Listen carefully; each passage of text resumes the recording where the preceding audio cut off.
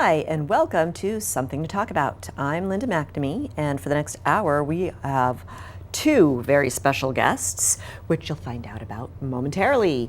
But first, I want to thank everyone for tuning in this evening, and thanks for liking me on my BCAT show page. I'm up to 149 likes. Woohoo! So thank you. If you haven't checked it out, please check out the website and like it. Builds my confidence level. If you have a question for our guest or guests tonight, please feel free to give us a call at 781-270-9199. Or if you think of something after the fact and you have this burning question that you need answered, please feel free to drop me an email at talk@bcattv.org. So I love to get email. As usual, I would like to thank the crew for this evening. We have Mike Duval and Cory McNeil, who are staff members here at BCAT, and they help keep the place running and help shows like this one stay on the air and keep going. I have Colleen Moore, who is director extraordinaire, who has given up her Wednesday evening to be here and help me out. Thank you, Colleen. And I would also like to thank our special volunteer, Melissa Sahagian. I probably screwed that up again. Sorry, Melissa. I know we practiced it right before. But thank you for giving up your evening as well and coming to help us out on the show. One last thank you to my husband, Paul, to stay home for Daddy Date Night. Hope Gwyneth and Evan and the mummy turkeys and all the little baby turkeys running around the neighborhood are having a good night. And I will see you shortly. And now I would love to invite the guest I've been waiting for. I shouldn't say that because that'll offend all my other guests. But thank you, John. John Moon, who is the Director of Community Engagement for NEADS Assistance Dogs. And your best buddy, Rainbow. She absolutely is. She is, aside from being man's best friend, she's my best partner. I think she heard her name. She did, although I don't tell my wife that. She's extraordinarily loyal and extremely well trained. So. Excellent. So we will talk about her momentarily, Sure. but I would like to find out a little more about you. So basically, just your background a little bit for our viewers and for me. Sure. Where did you grow up? Where did you go to school? And how did you end up working for NEADS? Oh, gosh. I grew up in Wellesley. Okay. I now live in Medfield. I've lived a number of places around the country over the years, met my wife in Santa Monica, and I worked in the commercial sector for probably 20, 25 years or so. I was in publishing, anywhere from a sales manager to a publisher of magazines or websites. Okay. They were mostly vertical focused, whether it's biotechnology or pharmaceuticals or programming. And it was very good work. I enjoyed it, and I enjoyed the people that I interacted with all the time. But there was something missing. It wasn't work that I would say touched my soul. It wasn't meaningful. It was work. And I began when my children were in college, coming to the end of their college years, thinking... AKA no more tuition. Yeah, absolutely.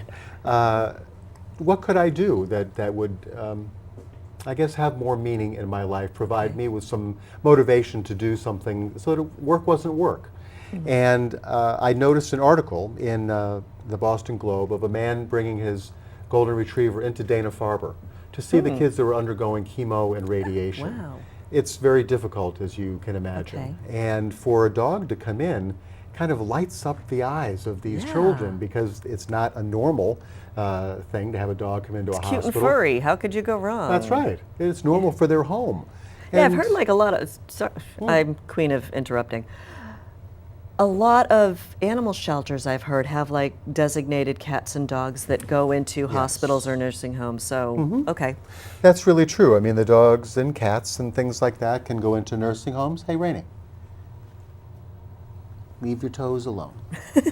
So the dogs, cats, horses, you name it, wow. coming into settings like that, help people reconnect with lives they had or would like to reconnect with. Anybody that has a dog knows just kind of the warmth of a nose and the cuddling of a dog. It's genuine, it's heartfelt, it's sincere. Maybe more so than someone else, another human might be. Very easily distracted from the whole reason why you're in Dana-Farber, too. That's exactly right. It kind of takes someone's mind off of their own situation and puts it back on the dog. Yeah. The love that they have, the caring that they have for their own dog at home. It's interesting because we have a dog over at Boston Medical Center. And this dog is property, if you will, of the patient advocate. Oftentimes she is called STAT to go see a child, a doctor.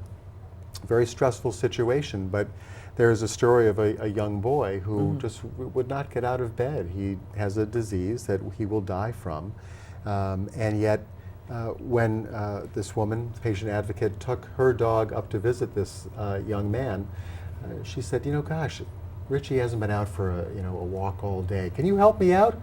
Young man who hadn't gotten out of bed for 2 or 3 days kind of sprang out of bed to say, sure, I'll take Richie for a walk. So again, you're right. It takes someone away from their own situation to focus on their partner, their dog. Yeah, cool. I love happy endings. So then how did that bring you to NEADS? I just began looking around sweetie. Massachusetts to see if there was an assistance dog or a guide dog program in the state. I didn't know. Guide dogs actually are much different than assistance dogs in temperament and things. Which we'll get to. We can touch on later. And NEADS popped up as really the oldest and the largest assistance dog provider in Massachusetts. There are now 2 others in Massachusetts, one that raises Great Danes to help people with balance challenges, and another one that has rescue dogs that are being trained to help support veterans. Oh, rescue dogs. Oh, yes. Cool. Yeah. It is, I'd say that the reasoning for why a dog can help someone either overcome their own limitations or look beyond their own limitations is, has been around for a very, very long time. The knowledge that dogs can do this has been around for a while. I'd say that the availability of highly trained dogs might be challenging to find, if only because people don't know where to look. Yeah. But you look on the internet for assistance dogs or working dogs, and you'll find listings of both accredited and unaccredited organizations that exist in Massachusetts and throughout the United States. So there is a place that's called Assistance Dogs International that people can look for an assistance dog or even a guide dog program, but primarily assistance dogs. Okay. They can look for a program that meets their needs. Oh, okay. Because we train lots of different kinds of assistance dogs, but I won't say all kinds. Okay. You may have heard of seizure alert dogs that can detect seizures. We don't train those kinds of dogs. Okay. We also do not train dogs that could detect blood sugar levels. I didn't even know I had dogs like that. They do. That's pretty cool. So people with diabetes, a dog can alert them, and sometimes diabetes can be life-threatening at the time when we're sleeping. So a dog actually could detect a blood sugar level that was reaching dangerous levels and alert the child, the parent, that other person was in trouble, potentially. Wow. Yeah. Again, our dogs are not trained to do that. Our dogs are trained primarily for tasks. Okay. Do you also train like seeing eye dogs for blind people, or is that also left up to a separate group? Okay. The is there guide like a dog, place in Connecticut? Yes, very good. Called. Yeah, I know, I'm putting you on the spot there. I just remember a long time ago, like yes, and they're very 25 years, I remember going to like an open house workshop training thing. And I cannot think of their name, but I know them. You'll think of it on your drive home tonight. Absolutely, as I walk out the door. But like, where's the airport? Windsor. Yes. Windsor, Connecticut, Windsor Locks, Windsor Connecticut. Locks. Okay, somewhere around there. That's not helping. But the guide dogs are a different temperament. Okay. But actually, we work with a Guiding Eyes program in upstate New York that helps us acquire black and yellow labs. Okay. So. Now, do you primarily work with labs? We like black and yellow labs mostly because we have a good source of them. Okay. They also tend to be a very good, strong working breed. Okay. Because I heard like golden retrievers are supposed to be really good for, good temperament, working with people. And that's true, they are. Goldens are my favorite breed, personally. but Goldens have been overbred over the years. Of the 5 that I've had in my life, I've lost 3 of them to cancer. Oh. One most recently last fall before she reached 8 years old. Oh, no. The reason, though, that we don't use Goldens is mostly because it's very difficult to find a confident golden retriever. Oh, they are okay. lovable beyond belief. They love to be touched, and they are great companions. And I will have another one. But having a confident golden is not that easy to find. Okay. And we want a dog ultimately that is not going to be looking behind it to the noises that it doesn't know about. Squirrel. That's right. We don't want them to be startled or anything like that. That's very true, though. A squirrel or a cat would run in front of Rainbow, and she would simply kind of shrug her shoulders if she could, and really be very nonplussed. Come this way. So how did you get paired up with Rainbow? I know you were telling me that earlier, but I think Rainbow is the first dog to be matched with a veteran as part of our Canines for Combat Veterans program. So Roland worked for a gentleman named Roland Piquet. Roland had lost his legs in Afghanistan, and he used Rainbow as a balance walker dog, which means that she wore a harness on her back, like you see a guide dog wear. But that harness was actually to help Roland balance, because he was new to his prosthesis. And he came to campus. He spent a couple weeks training with us, as all of our clients do. And he left and went back to Texas with Rainbow and used her for about 3 years. Wow. He then called us and said, you know what, I'm doing great on my legs. I'm in and out of my car an awful lot. I'm really not using Rainbow like I used to. I'd like you guys to take her back and match her with another member of the military, which is extraordinarily generous. People obviously form a bond with their dog. Yeah, I'm also thinking, you know, even if I didn't need it, I'd want her around. I mean, 3 years is a long time to spend with someone. It is a long time, but there's really this exceptional quality that a lot of men and women who serve in the military have, selfless service. And it really, you know, they would say, it doesn't matter how hurt and injured I happen to be, help my buddy first. And in asking us to match her Rainbow with another member of the military, he was demonstrating selfless service. She's a damn good dog. Yeah, she Let is. her help someone else, another one of my maybe brothers in arms. So we told him that at 5 years of age, that is about half of her working life, that we would not match her with someone else because someone else wouldn't get full value. Okay. So as one of the directors of NEADS and someone that's out all the time talking about what we do, types of people that we might be able to help, she is a much better spokesperson for our organization than I am. So I adopted her, and so we tend to travel around together to come to Stuff like this. things like this, Thank to you. stop in businesses, foundations, colleges, schools, to educate people, but also to say, listen, you may be able to benefit, or someone you know may be able to benefit from one of our dogs. Call us. So almost by being in front of people, I can attract potential clients. Just by simply saying these dogs are available to help a family with a child with autism, a member of the military, someone with hearing loss can be helped with one of these dogs. Okay, so you don't necessarily place the seeing eye dogs, but you do work with hearing impaired people, or is We that? would work with hearing impaired. Okay. We will not do any kind of guide work placement because we're not a guide dog program. So what's the difference? You know, I need to get this straight in my head. What's the difference between a guide dog, an assistance dog, and I think in my notes there was another one, like a service dog? Service dogs and assistance dogs, I use those interchangeably. Okay. The guide dogs, though, is a much different temperament than Rainbow is. Okay. I would describe her as a lumpy and mellow dog. She is very much waiting for me to ask her what to do. Okay. Whereas a guide dog is a much higher...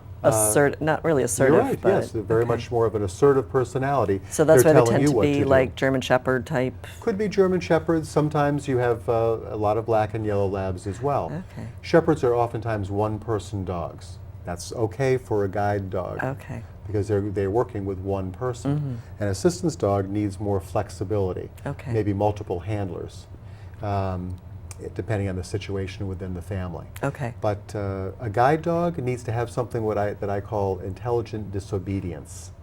They need to be, if they are guiding you Okay. and you want to cross the street, I was thinking of that okay, scenario. you don't hear that Prius, you don't hear the bike rider, you tell the dog to move across the street. The dog Lovely. needs to and would recognize, hear, see that sound of the Prius or of the bike rider and tell you, I no, see I don't think so. danger. I'm Yeah. not letting you take me across the street. So that intelligent disobedience, I would say Rainbow will walk me into a car. She's not trained for guide work. That's my Okay. job. So no, she is comfortable in so many different situations. Being a guide dog wouldn't be one of the ones that she was Okay. prepared for. Okay. Let's back up again a little Sure. more. NEADS is all in capital letters. Does it stand for something? Do you know what it stands for? Honestly, it stands for the best trained assistance dogs in the United States. However, the letters do actually stand for something. Years ago, when we started in 1976, we were New England Assistance Dog Services.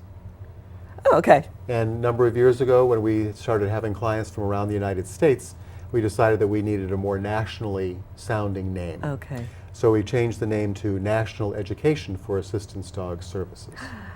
So you didn't have to change your acronym. No, Your letterhead was safe. it was safe.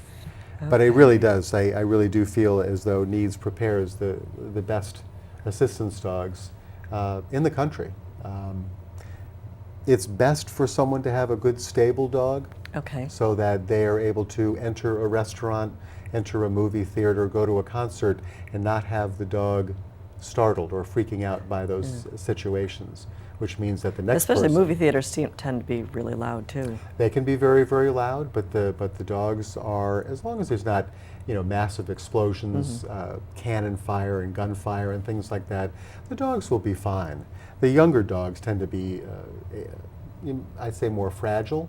As Okay. they're growing, they need to be exposed to things that might scare them slowly Okay. and incrementally. Okay. So it's a Like real a process. desensitization type. Okay. This is why we start training the dogs at about 8 weeks of age. I was just about to ask you that. So, because if we could go along the whole line of the age or timeline, because you said when Rainbow was 5, her career was half over, in essence. So you start training them at 8 weeks. We do.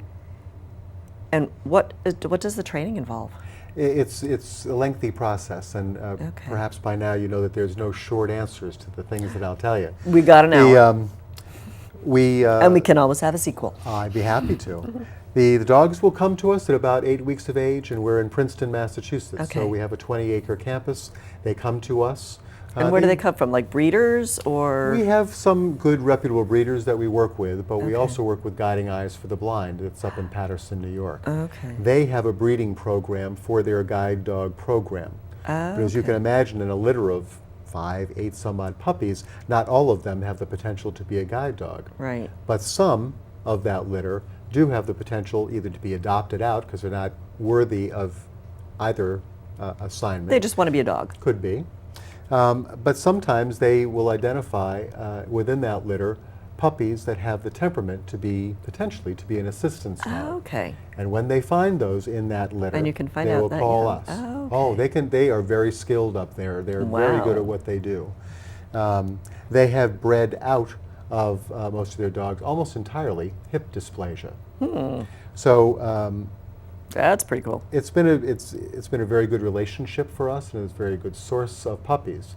They sell us their puppies, Okay. and we begin training as soon as they their feet, their paws, land on the NEADS campus. Okay. They either will stick around for Now, a is little 8 bit weeks like the normal time to be to adopted? separate from their mother. Yeah. Yes. Yes. Okay. I'm more of a cat person. I'm I sorry. understand. So they'll either go directly into one of the correctional facilities Okay. where the inmates here in Okay. Massachusetts. Which is another question that we will get to momentarily. Or we have a small group of folks up in Maine who are full-time puppy raisers that help train the dogs full-time. But mostly the dogs are trained, about 98% of the dogs are trained inside of correctional facilities in Okay. Massachusetts and Rhode Island. And they get them as puppies at the 8-week point? They do. The inmates get the dogs, or as puppies, they begin training them. The inmates have special privileges. They're Okay. specially screened. and they have special privileges within the Okay, prison yeah, because walls. you've heard so much in the news about animal abuse, and I'm like, the poor dogs. The dogs are really well taken care of. Okay, so Go again, ahead. backing up a little, how did you establish this relationship with the prison systems to help raise the dogs? It's a good question. There is a superintendent. Her name is Lynn Bissonette.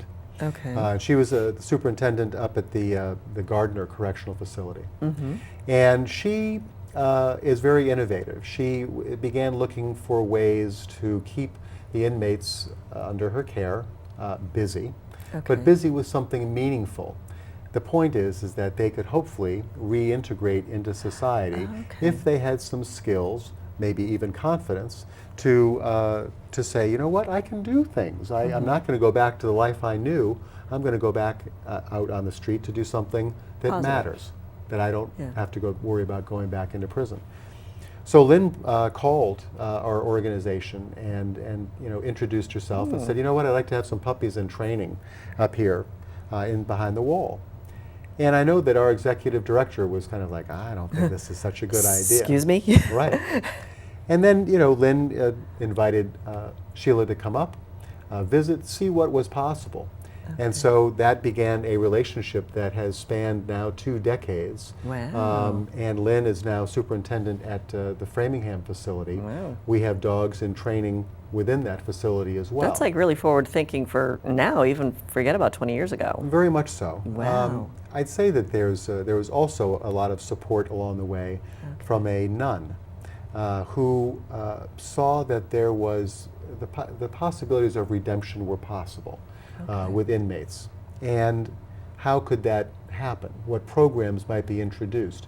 And I think now, if you look in a lot of correctional facilities, you'll see all sorts of programs. They might be anything from, Boston University has a program to come in and help further the education of Wow. the women at the Framingham facility. Okay.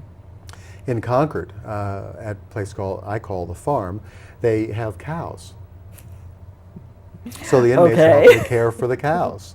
Again, giving them a skill. Okay. In New York, they have a program for retired racing horses, where the inmates, a lot of these correctional facilities have lots of property. Yeah. Can that property be used for other purposes and keep these men and women occupied, developing a skill with something really important, but also teach them that they have got the capacity to be something greater than what they were when they get out. Okay. So there are a lot of programs across the Okay. United States. So you mentioned that they're screened and they get special quarters. They usually will have, they're screened a couple times. Couple They're screened times, by okay. the corrections officer to see any D reports, discipline reports. Okay. You don't want any of those in the person's No. background. No. But our trainers are going to also interview each of those potential handlers as well to see, do they have what it takes to be Okay. a Kind of like trainer? the whole temperament thing that you're looking for in the Absolutely. puppies. Um, Okay. And then that person might be accepted either as a primary or as a backup into what we call the prison pup partnership. Okay. And Now, how many dogs are we talking about here? About 90, 98 dogs who Wow. are training for NEADS Okay. throughout That's a lot. 10, 11 correctional facilities. Okay. It is an awful lot. That is, yeah. But it is, our trainers are very experienced, Okay. not just with working with the dogs, Okay. but at working with people. Because dog people oftentimes are very dog-oriented. Our trainers really are skilled in working both with dogs as well as with the humans that they need to train. Because our trainers are visiting each correctional facility every single week to introduce new commands to the handlers or Okay. maybe help them overcome some challenge that they're having Okay. with the dog that they're training. Okay. So again, they've got to be able to communicate, our trainers, with the dogs as well as the Okay. humans that they train. Okay, because I was also wondering what kind of training is involved with training an assistance dog. Again, really good question. We recently hired a new trainer. Her name is Ann Wilcox. Okay. We hired her because of her passion, her enthusiasm, not so much her dog handling skills, because we didn't want Okay. her to have dog handling skills. Okay. We wanted her to have the passion, the enthusiasm, the capability, Okay.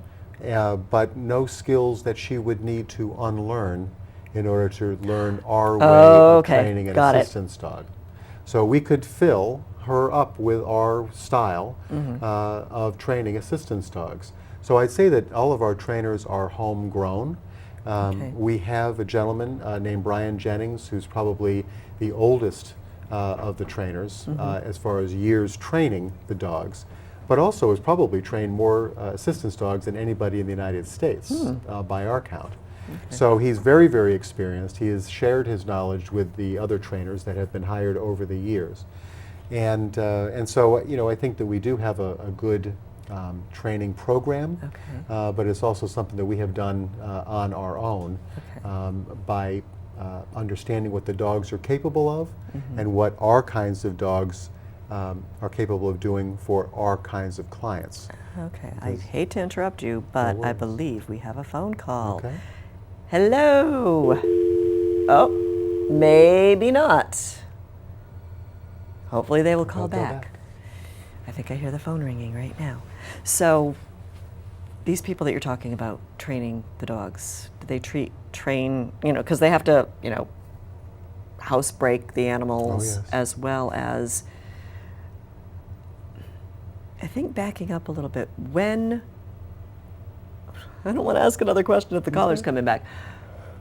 When are the dogs identified as to what kind of assistance they will be doing? Because I'm assuming, oh, I think we have the caller back. Okay. Hopefully I'll remember that. Hopefully I can hold that thought. Hello. Thanks for calling. Are you there? Yes, I am, Linda. Very interesting program. I want to ask your guest about if you ever heard of a Russian Orthodox seminary in Cambridge, New York, called New Skate, where they raise mostly German Shepherds and primarily for guard dogs. I do know of that group. I have used one of their books repeatedly as I've raised and trained my own golden retrievers. Okay. So yes, they are a very, very good group, and I know that they use shepherds very successfully. So I'm glad you heard about that monastery. I think, I don't know if you've ever been out there, but it's, you know, well worth the take-in. You know that the monks there also produce cheese, and they bake bread there too as well. Okay. They have an amazing program there. I have not visited, but it is some place that I've wanted to visit for an awfully long time. Again, I use the books. In fact, not too many years ago, Chronicle did a report on New Skate Monastery, and it was a very impelling one. And I'm just really enthralled with that particular monastery. Cool. Well, I am too, and for good reason. Exactly. Well, we'll definitely check it out. Thank you, Greg. And one other thing, Linda, is I have a suggestion. Maybe you should get a cardiologist on your program. The reason why I suggest it, because I just recently was diagnosed with heart problems. Okay. Yeah, I'm actually going to be afibrillation, and I'm on warfarin right now. Okay, and Greg, actually, during my slightly irregular heartbeat. So, okay, my next guest is actually going to be talking about something very similar to that.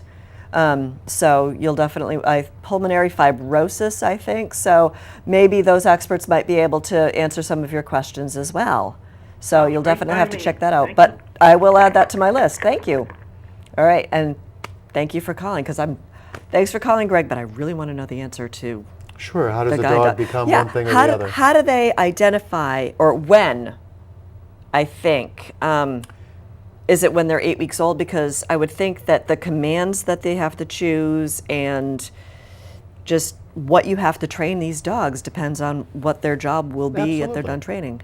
It is a very good question, and it is very interesting because training begins at 8 weeks of age, typically lasts until about 16, 17 months of age. Months, okay. I was like 16 weeks, wow, that's fast. Oh, no, it's a year and a half process. Okay. And the dogs tend to self-select.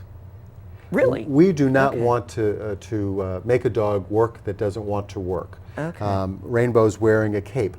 If a dog does not like wearing a cape and really can't be trained through that by rewarding it with treats, we use positive reinforcement. Do that with my kids too. It sometimes works. Here, have an M&M. But sometimes, the dogs will not want to do certain I think kinds we said of work. the T word. Oh, we did. She knows treats. Yeah.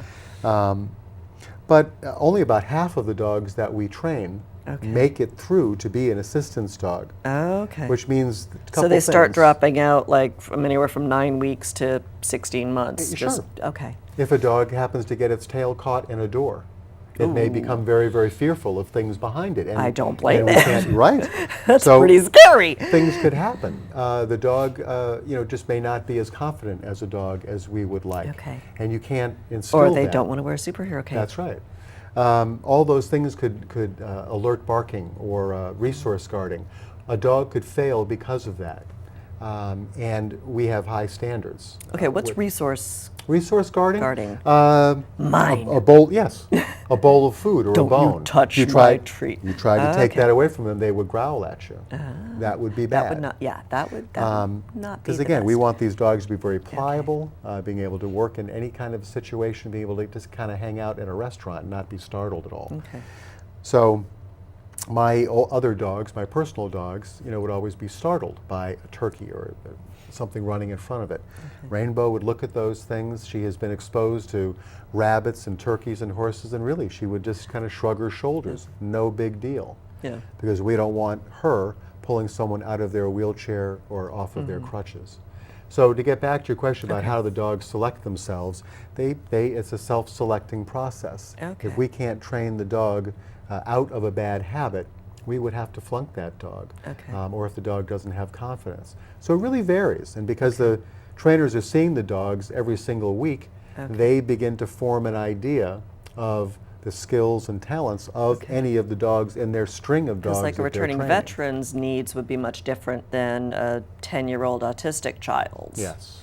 I say that any of our clients' needs are unique to them. Okay. And we would want to match the right dog to someone's individual and unique needs. Because it's a partnership. It is a partnership that will last forever.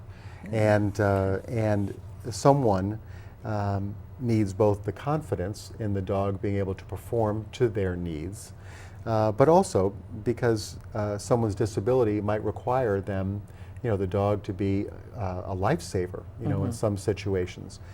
Rainbow is trained, as all of our dogs are trained, to, if I was out of my wheelchair or off my prosthesis and kind of kicking back like we are, if I needed to send her to the refrigerator to get medication for me, or water, for example, she could do that so that I don't need to transfer back into my wheelchair or into my prosthesis. Okay. So the things that she is good at and schooled in are the tasks that you and I might call everyday simple tasks. Okay. Picking up a dropped article is simple for me. I don't have a spinal cord injury, I have both of my arms. But if I couldn't reach to the floor, would I want to call my husband, wife, son, or daughter constantly to pick up my pen or cell phone? Yeah. Fact is that I could ask Rainbow to do that for me, and she's very eager to work. Maybe giving my husband, wife, son, or daughter a break, and maybe not having to stay with me 24 hours a day. I was thinking that too. Let them go out grocery shopping while you stay home and. And I'm okay. I'll be taken care of.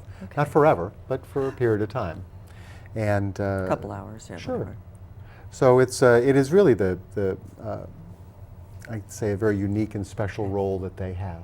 Speaking of that, I know we talked earlier about off the camera about having her demonstrate. Yes. Do you want to try Sure, that I'd love demonstration? to. Hey, Rainbow, what are you doing? Here. Can you do something for me, please? Can you fetch? Closer, closer, closer. Give. Thank you. So you see how I asked her to kind of come a little bit closer? Okay. She's very gentle with her mouth. You'll see that her mouth kind of quivers a little bit because she's trying to be so very gentle. She doesn't want to puncture or break anything. And since you did a task, you're asking to be rewarded. I understand. Thank you, So, Daddy. if I could not reach, the reason I asked her to scoot a little bit closer was if I couldn't reach out here, she'd need to bring the object closer and closer to me. Okay. Want to try the keys? Okay. Wait. Sit. Fetch. Closer. Yeah, thank you very much. That's very good. girl. And dogs don't like metal usually in their mouth. Okay. So for her to be able to grab onto my keys and things like that is Cool. now, a lot of dogs can be trained to retrieve, maybe even turning on a light switch with their nose. But for her to be able to do this consistently, repetitively, for her partner, it is best that she is very well prepared. This year and a half worth of training means that you've got a very stable dog, a very reliable dog in all kinds of situations. That means that you, as the potential client for her, can be very confident, and also people that come behind you with their assistance dogs are not, you've left a good impression with that business owner because of the well-trained dog that you have. Because these dogs and you... Takes a while to build trust. That's right. With anybody. That's Okay. Good girl. Wow. Closer. Give. Thank you. Thank you. Now, who names the dogs? The Rainbow and all the dogs are named. We're a nonprofit, so one of the Okay. ways that we raise money is to we have a Name a Puppy program. Oh, okay. Rainbow, sit. Good girl, down. She was named by the Rainbow Girls, who are a part They were a of- guest on my were show. they? They're an exceptional group of young ladies who are moving through the ranks of their order. Okay. Rainbow was named by the Rainbow Girls down in Providence. Okay. They generated enough money and Neat. named a dog. My mom died a couple years ago, and so I didn't name a dog in her honor by her first name because she didn't like her first name. Her name, we did name a dog Navy, who actually has been matched and is going on to help someone neat. who uses a wheelchair. But the naming program is special because all the dogs' names have some unique story behind them. Okay. For the veterans, it could be a son or a colleague that had been killed in Iraq or Afghanistan, maybe a commanding officer sometimes. But the names are heartfelt and very genuine. Now, Rainbow is a very good girl, and we talked about labs being more of your organization's preferred breed. Is there a difference, male-female dogs? Do they tend to be one better than the other for service? There is a difference, but we really will work with both male and female. Okay. It really doesn't matter to us. Okay, I wasn't sure, like, Lassie was all that kind of stuff. Yeah, there is a difference, and but our trainers are experienced enough so they can work with either sex and get the most out of the dogs. Okay. Now, we mentioned NEADS partnership with the area prison systems, and we mentioned that the dogs stay there during the week. Oh, I'm sorry, sweetie. She's all right. Okay, I wasn't sure if I was kicking her. Now, I actually found out about your organization, not through a Google search, but my daughter was at a birthday party at the mall, and we were walking through the mall on our way home, and there was a wonderful woman who was walking a dog. Yes. And I struck up a conversation with her, and she's like, oh, this is, and she told me a little bit more about your program, which I think is really cool, which is why I called you, and thank you for calling me back. But how does the weekend thing work? Great question. The inmates and the correctional facilities, the dogs are within the facility, inside the wall, if you will, 5 days a week, 24 hours a day. Okay. There are a phenomenal group of volunteers who really volunteer their time on the weekends. They will go to a particular prison, usually geographically close to where they live. They'll pick up their dog on Friday afternoon. Okay. And all of the things that they tend to do as a family, as a couple perhaps over the weekend. And It's like shared custody after a divorce. It's fabulous. The assistance dog in training would Okay. accompany you, if you were a weekend Okay. puppy raiser, to all the things that you tend to do over the weekend. You go Okay. to the movies, you go food shopping, you go to a concert, you go to Lake Placid for the weekend. That Okay. dog in training will go with you, and you So like are... a different environment. That's right. You're Oh, exposing it to the sights and sounds and smells that it doesn't get a chance to see inside a prison. Assistance dogs, like guide dogs, have full access to any public setting. So they need to be comfortable walking up and down the aisle in a grocery store, not jumping up on the counter to taste the meat that's being What offered happens to if you bring people. them to Petco? They are intrigued by all of the scents, that is for sure. But Okay. they will probably be very compliant with you and stay very much at your side. Okay. Certainly the Finnish dogs will be. The dogs in training are learning how to ignore a lot of the Okay. smells that are there. But yeah, you bumped into a weekend puppy raiser, Yeah. and they are an exceptional group of volunteers who really give of themselves and of their families Okay. in order to help socialize the dogs. But also it tends to provide some life lessons oftentimes within a family, Okay. teaching about responsibility, giving to others, Okay. compassion and empathy.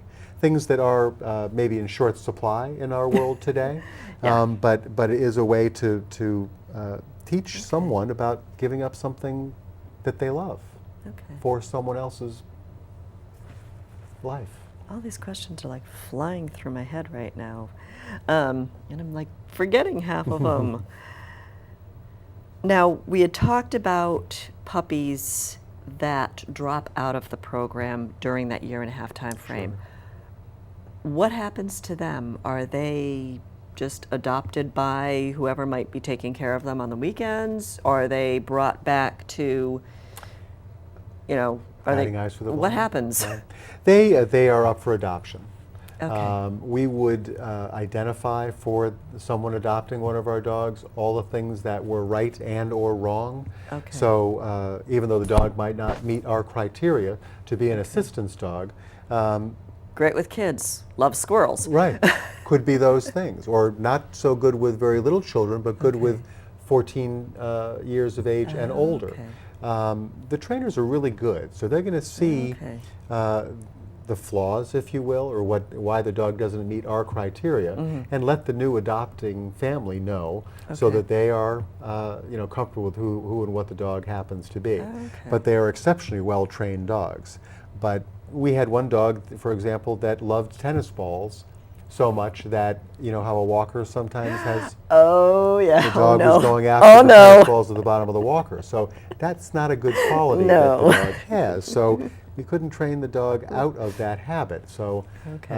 the dog actually is now with someone who's Plays tennis. constantly there throwing the ball. So Okay. And another question that I thought of was,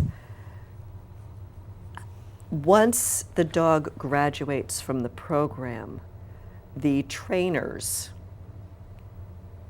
all the trainers involved, are they immediately given a new dog, or is there like a rotating basis where you spend, a year with a dog, a year without a would dog? this be a the year- trainers that are in the correctional facilities? Both. The trainers at NEADS are always working with dogs, unless they're either on vacation or it's the Okay. weekend or they've gone home for the day. Okay. They are always working with their dogs. They're either inside of a correctional facility, Okay. because we have 5 trainers. Each of them has 2 correctional facilities that they're responsible for. Trainers are always with the dogs. Okay. The inmate handlers, Okay. as you would imagine, are developing a very strong bond with from puppies, all through as they're training. I would never be able to do this because I would not want to get rid of the animal. Well, it is difficult, Okay. and we usually will tell the inmates or the handlers a couple weeks before the dog is going to be taken back to NEADS to be matched with someone. Okay. It gives them a chance to grieve a little bit, and to kind of say their goodbyes. That said, when a dog comes back and has been matched with someone, someone has gone through their 2 weeks of training on our Okay. campus, which might be another question, the family or the person is given the opportunity to go back to the correctional facility where the dog was trained, so that they can say okay. thank you if they want to the handler. Oh, cool. But it also shows the handler, and a lot of clients do Yeah. want to do this, it gives the handler something to hold Like a on to. closure Yes, type they can say, thing. you know what, even though the pup isn't mine, it's staying very close to their new partner, I can see the results of my work. And that, to Yeah. me, is a real beautiful circle, Yeah. honestly, because the handlers sometimes don't, in other situations, may not get to see the benefits of their work. In this case, they oftentimes do.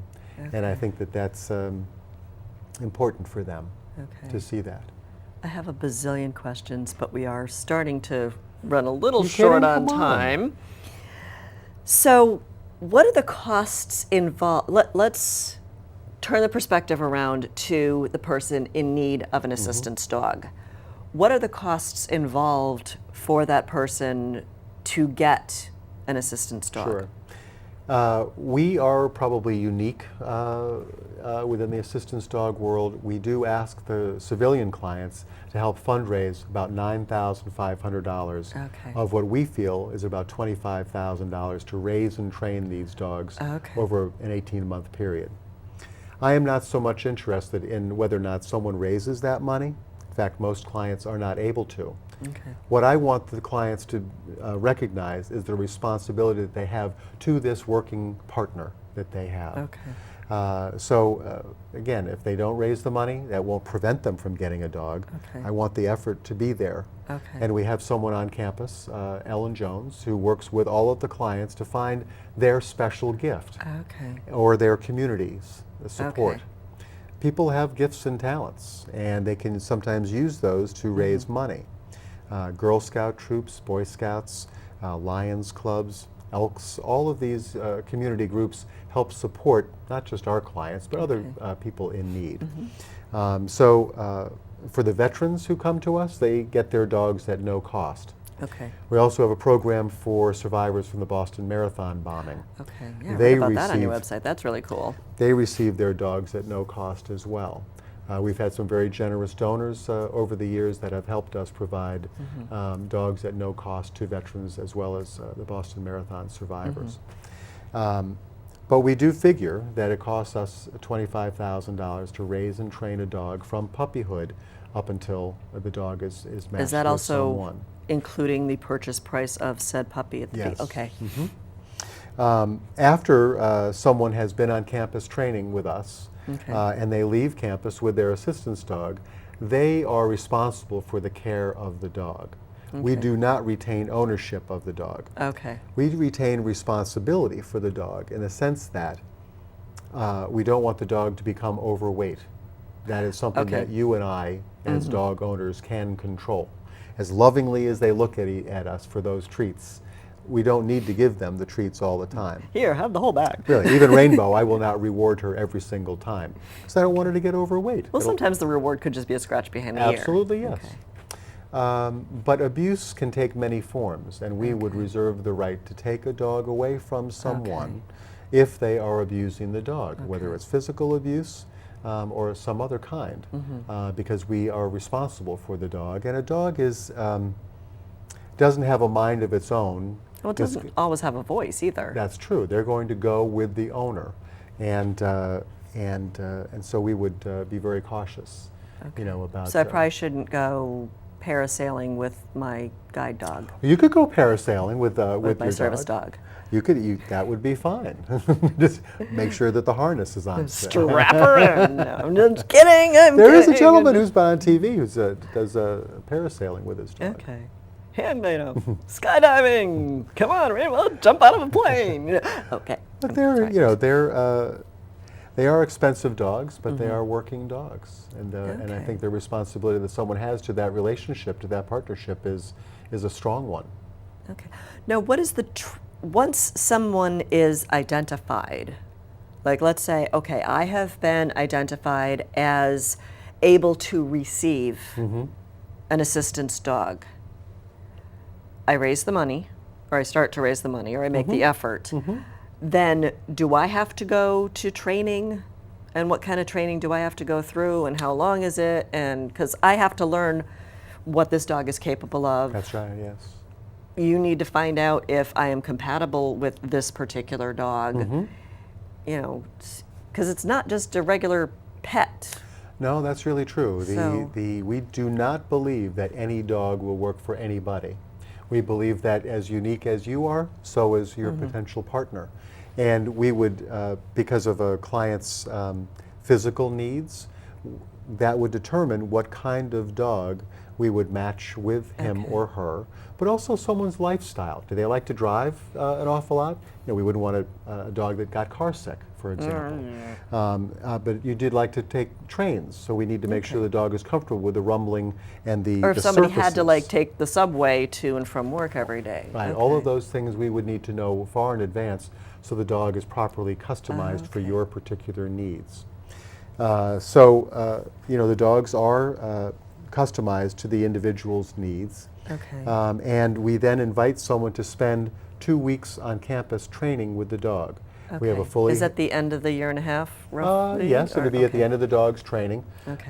But because these are working dogs, we want Sorry, sweetie. you to be as well as Okay. prepared as the dog is. Okay. And so we have a fully handicapped accessible house. We're actually Okay. building an addition to a house on our property now. Okay.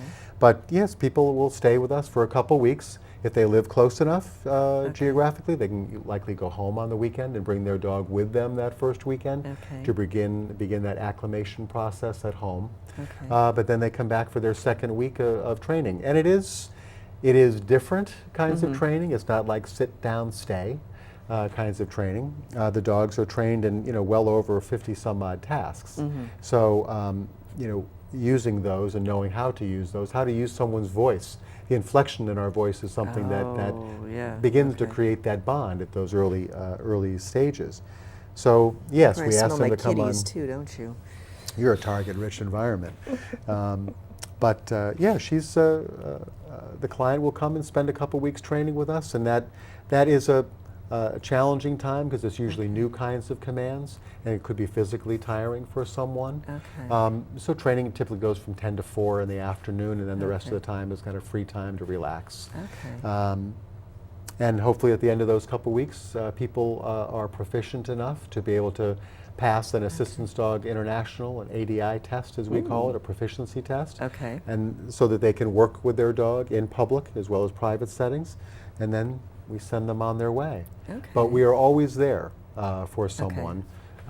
Trainers are going to be called at different times with either challenges that someone's having, or what do I do about this kind of a situation Okay. that so-and-so didn't react well, and we'll work with someone to figure out how to overcome those challenges. Okay. Now, maybe you said this, but I'm still a little confused. The dog is in the training for the year and a half. The recipient is there for the last 2 weeks. When in that time frame would, so using the other example, when was Rainbow first identified as being a potential partner for this veteran? It could have been at probably the latter stages of her training. Okay. If she had been identified early on and was able to carry on through the remainder of her Okay. training, that would be fantastic. Okay. But Rainbow was likely identified in the latter stages of her training, probably Okay. at 12, 13, 14 months Okay. as to what she was capable of being. Okay. It 'Cause I'm just- just wondering about this, like, specialized commands and specialized tasks. How far along? I'll say that we've been doing this for 38 years, and our experience in working with a wide variety of physical disabilities is pretty good. So within the correctional facilities, there is a curriculum that the Okay. handlers are working through, and those weekend puppy raisers as well. Okay. So the handlers are working on the task work, the light switches, the retrieves out of the refrigerators, the being stable in all kinds of situations and Okay. things. But whether a dog is capable of one particular kind of work tends to be revealed over time. The trainers see the dogs every single week. I'll give you a quick example just of something if I've got a few moments. There was a handler in one of the facilities who said, "Hey John, let me show you this trick that I taught my dog." And he had taught his dog to take off shoes and socks. Now, I said, "That's phenomenal." I said, "Can you imagine if the person that this dog is going to be matched with didn't have arms or had limited use of their arms? That trick that you've taught your dog becomes a very essential task for the partner that they've been matched with." So the needs of anybody on our list Some of the needs are standard kinds of needs, Okay. picking up dropped articles or a light Turning switch. on light switches. But or, there are the yeah. unique kinds of things that we would want to customize the dog very specifically for that partner. Okay. So the matching process is a unique one, Okay. understanding our client's needs and the capability of the dog and putting those two things together. We're probably 95% successful in the matches that we make. Okay. But again, only about half of the dogs that come in make it through to be Make an it through. assistance Okay. dog. Now, we had mentioned earlier that the average dog is in service for about 10 years. If someone receives a service dog at the end of those 10 years, they still may need a service dog. Yes. Do they have to wait in line for the next, The next available. are they put at next the end of the appropriate- queue? No, they're not. Okay. Repeat clients, and we, because of how long we've been around, we've got a lot of clients that are coming back for their third and fourth, Okay. fifth dogs. We try to identify a dog early on in the process for them. Okay. If you've had animals before, though, when Okay. you have lost one or had to put one to sleep, Yeah. there's a grieving process that a human goes through. And we would like some period of time, sometimes Okay. it's 6 months, Okay. for someone to grieve over their old assistance dog, Okay. so that when they do come to us, they're not so closely comparing their new dog with their Okay. old dog. Okay. And being angry, perhaps, or disappointed, or less than enthusiastic Yeah. about Well, the my new old dog, dog, as yeah. opposed to their old Okay. dog. So there's a It's got to be a hard decision, though, because you want to have that grieving period, but sometimes yes. if this particular individual has no arms, how Such a long great can need. you That's right. last without having an assistant dog? So And it would be up to a client coordinator Okay. that we have on campus who has been with us for 30 some odd years. Okay. She's very, very skilled. She's almost like an occupational therapist. Okay. But it would be up to her to determine from what she hears Okay. from the repeat client Okay. about their older dog, or where are they. She's got great skills, great intuition, and she will hear things that are said and are not said, Okay. and will understand, should I move things along very quickly? Okay. Should I call this person back in a couple weeks and see how they're doing? Okay. So it's very personal, I'd say, how we do what we do, because the service, if you will, is very personal. Okay. The uniqueness of the clients are very special, and the uniqueness of the right dog for that person is important. We tend to train anywhere between 48 and 55 teams a year. Wow. And we would like to think of each of those teams as part of the family at NEADS. So it's again, it's going back to an original question that you asked me about why I do what I do. It's because of the personal nature of what is done here. It matters so much. We're not selling a commodity. These dogs are living beings. They matter in the world, and they matter greatly to someone that doesn't move as easily as I do. Well, I have like a bazillion more questions, so I'm already sensing a sequel. But we are out of time.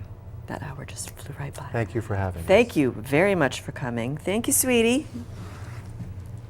Oh, you want to go see Daddy? Okay. What's going on? And thank you, everyone, for joining in this evening. Hope you enjoyed our conversation as much as I did, and hopefully Rainbow has a new fan club. Thank you very much, and have a great night. Good night.